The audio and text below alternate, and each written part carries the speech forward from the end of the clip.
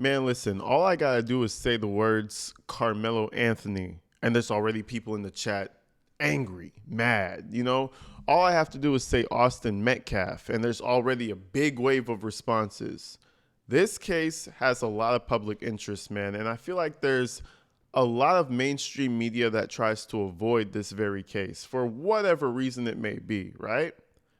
And today, ladies and gentlemen, we have another development. I'm talking big developments coming up about Carmelo Anthony because apparently, remember, Carmelo Anthony's from Frisco, Texas. He was in the Frisco ISD school district, right? Apparently, Carmelo Anthony and the Anthony family have fled the state. They're gone. They're no longer in Texas. They're no longer there. And I even heard that there's a possibility that he could be tried in a completely different state with a completely different jury pool. But you see, the mainstream media is not really going to report that because for some reason it seems that there's an agenda to make Carmelo Anthony the hero. Because right now, as of now, it is the 19th of June. Before the end of this month, he's going to be indicted on something. Right? There needs to be a grand jury. There needs to be an indictment. There needs to be a whole process. That is coming up in the next couple of days. And I only can speculate that they moved him to have a favorable outcome of some sort. But anyways, we're speculating, guessing, thinking. Let's just go ahead and check out the official report through Sarah Fields and also the Frisco ISD school district. Okay? Because there's a lot of movement happening in the background that I feel like the mainstream media refuses to cover. But bet your asses, ladies and gentlemen, stay subscribed, stay locked in. I'm going to be covering that shit. Let's go ahead and check this out.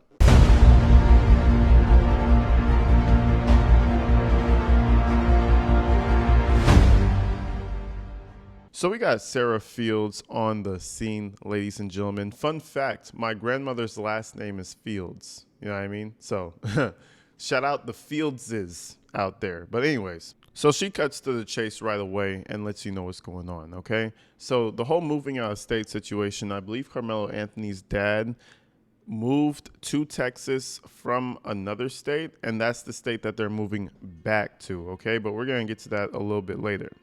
She says, several weeks ago, I requested emails between staff members that included names such as Carmelo Anthony, Drew Anthony, and the Metcalfs. And keep in mind, Drew is Carmelo Anthony's father. Okay, so Drew Anthony, from now on, we know that that's the senior of Carmelo. Okay, yesterday, I received a letter from Frisco ISD, written and sent to the office of the Attorney General from FISD. This comes after I narrowed my request 3 times, which brought the response from FISD down from 100,000 emails instantly to 5,200 emails, with costs reduced to just over $300. This amount was fundraised within an hour. And remember, I told you guys, this is only a matter of time. If there's something pertaining to Carmelo Anthony and it's an email, it's only a matter of time until somebody gets their hands on the public record,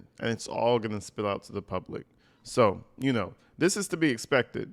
According to Frisco ISD, on June 16, 2025, the district received correspondence, a quote-unquote compelling interest letter from the Collin County District's Attorney's Office stating that Collin County District's Attorney's Office has compelling interest in non-disclosure of any records in the district's possession related to requests like mine or any requests connected to the stabbing incident. The letter states that releasing these records would interfere with the investigation and anticipated litigation related to a pending case. This means that from here on out, any requests or records regarding the murder of Austin Metcalf will be denied. This also means that an indictment is coming very soon. Now, I don't really know how it exactly works in the legal system in terms of releasing information, because I know there's always like a struggle to gain information from the media, and there's always a struggle from, the investigators to withhold information. So I'm not sure if this is an actual political situation to where they're trying to make Carmelo the good guy, or if they truly and literally just don't want people to be able to meddle through the information before the actual trial. Okay. But as of now, it seems like there's a gridlock on this case in terms of getting information. It seems that no matter what loophole you try to take, they're going to hold on to that until trial. Now, I'm not sure if that's fishy, but all I can say is I've never seen that before. Honestly, the only difference is that this is a kid from high school about to be an adult. So I've never really covered underage kids before, but it seems like we should be able to have this information. Just saying. But let's move forward. Furthermore, many have asked me about the possibility that Anthony's family has moved from Texas to Louisiana. When Drew Anthony, Karmelo Anthony's father, posted about his family had moved on Facebook, I immediately screenshotted his post for my records and asked the opinion of a good attorney friend. They stated that it's a bold decision to allow them to move out of the state during an actual murder trial. But it is possible. Either Drew Anthony is lying about moving or they received a judge's approval. However, according to the public docket, there is no order approving a relocation. I've sent an inquiry to Collin County asking for any minute orders or approvals for relocation or travel for the Anthony family. As soon as I have a response, I will release it. It is very strange that a man who consistently messages and harasses me on a daily basis, accusing me of trying to get his family killed, with my reporting, would post his family's move on a public platform. People who are quote unquote afraid for their lives don't do this. Now, there's a couple of things that Sarah's saying here. She's insinuating that Drew Anthony, Karmelo Anthony's father, has been in contact with her. You know, I haven't seen the messages, I haven't seen the screenshots, but if he is in contact with someone like Sarah Fields, this is your number one problem. How are you going to let the outside media dictate how you live your life? You know what I mean? If you believe your son is innocent, or if you believe your son should be tried and, you know, he should get off, you should fight for that. The fact that he's going after reporters on Twitter, if it's true, kind of shows you the guilt that they're feeling. To be honest, bro, nothing about this case really seems to make sense to me, because the fact that you're messaging a reporter about how your family is in danger because of you, that doesn't make any sense. You want to make any impact, get a good lawyer. You have enough money, get a good lawyer and fire Dominique Alexander. You're over here texting a Twitter person in her DMs telling her how bad she is. That's not going to change anything. Now, keep in mind, folks, this is the internet and this can be a bluff. You know what I'm saying? If we go to Drew Anthony's Facebook after Sarah Fields posted that, it does says move to New Orleans, Louisiana. Okay. Now, there is a high possibility that he just did this to get the trolls off of him. Because best believe, regardless of what anybody thinks, the Anthony family and the Metcalf family are being trolled and harassed. And they're being called at whatever time of the night, right? So it could be his way of trying to push people off of the trail and leave the family alone. Or it could actually be that they actually moved. I'm not sure. All right, so we move forward. And remember, Sarah Fields is trying to get these records about Karmelo Anthony, but they're being blocked left and right. And this is the proof that she had posted, right? So this is Frisco ISD, and they respond to her open records request.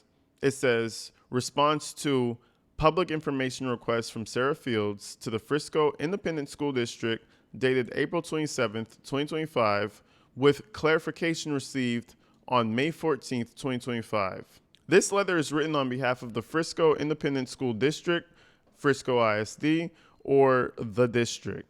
In response to a request for public information submitted on Sunday, April 27th on 2025, and therefore received by the district during regular business hours on Monday, April 28th, 2025, from Sarah Fields, Miss Fields, or requester, due to a tragic incident that received national attention, the district has been receiving public information requests for emails between staff members that mention the students involved and or their parents by name, along with other requests for actual student record documents from the student files. This is one of those requests for emails with FERPA-protected, personally identifiable information redacted from the submitted materials pursuant to directives contained in Open Record Decision 634.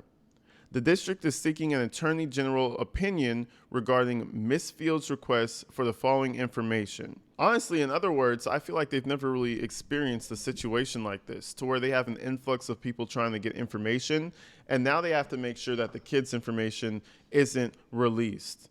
But you should still be able to get it with the properly redacted sections. This shouldn't be a thing where it's like, oh, well, we don't know what to redact, so we can't give it to you. You should figure out what should be redacted, and you should pass on the information. And then just quotes what she says. It says, I'm requesting all emails to and from the school staff that include the words blank, blank, blank, and blank. This is to cover dates on April 2nd, 2025 to the present day. Please provide copies of any records or resignations or terminations of any FISD staff members from April 2nd, 2025 to the present day. Please provide records of any NDS non-disclosure signed by staff or administration members since the date of April 2nd, 2025 till present day. So that's what she requested, and that's what they're quoting in the document, I believe. And then they continue to respond. Narrow keywords to blank, blank, blank, and blank, Dominique Alexander, NGAN, and Next Generation Action. A copy of Ms. Fields' written request is attached to Exhibit A. The request was submitted to the district on Sunday, April 27, 2025. As a result, the district received the request on Monday, April 28, 2025.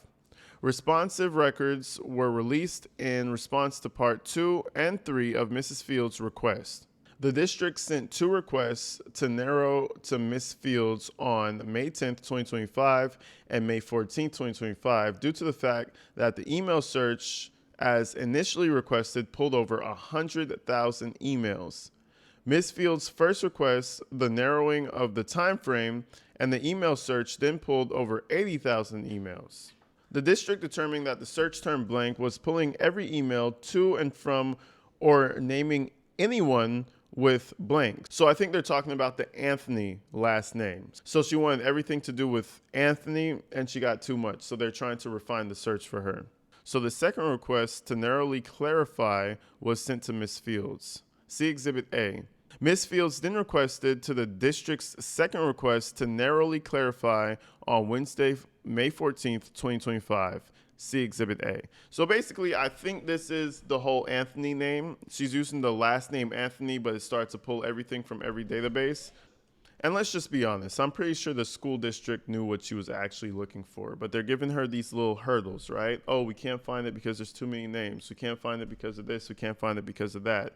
And then she finally narrows it down, and they respond to her by saying, on June 16th, 2025, the district received correspondence, i.e., compelling interest letter from the Collin County District Attorney's Office stating that the CCDAO has a compelling interest in non-disclosure of any records in the district's possession related to blank, blank, or the stabbing incident that occurred in Kuykendall Stadium on April 2nd, 2025, Exhibit B. The letter states that release of these records would interfere with the investigation and anticipated litigation related to the pending case. And so this is what I think is going to happen, right? She's trying to get this information. They won't release it. They won't release it until he's indicted, in my opinion, because once he's indicted and he's facing these charges, I feel like a lot of this information won't be as sensitive. But for now, you can't just release it to everybody before he goes through his process, right? So I'm assuming literally by the end of this month, coming into next month, we're going to see all the emails that we wanted to see. We're going to see the communication with the school. Hell, we might even start seeing video from separate people who are at the event. So stay tuned, ladies and gentlemen. It's only a matter of days until we see what exactly Karmelo Anthony is officially going to be facing. And I think after that, a lot more information is going to start surfacing. So until then, folks, stay inside, stay safe. I appreciate y'all for coming out. I'll see you real soon. Peace.